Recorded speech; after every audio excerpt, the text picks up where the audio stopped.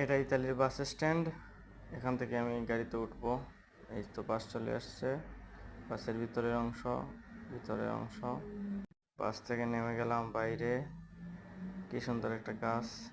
গাছের নিচে কিরম দেখা যায়, ওয়াও,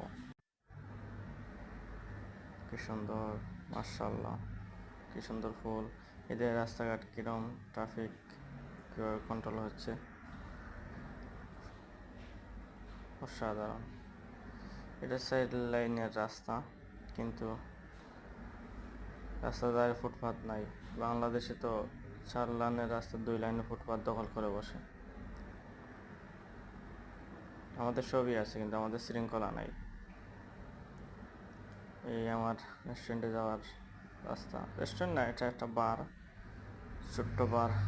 আমি সপ্তাহে শুধু রবিবারে 3 ঘন্টা কাজ করি, 10 ইউরো ঘন্টা দেয়। এই রেস্টুরেন্টের ভিতরের অংশ সুন্দর। এই যে সামনের অংশ, গ্লাস। ওকে, ধন্যবাদ।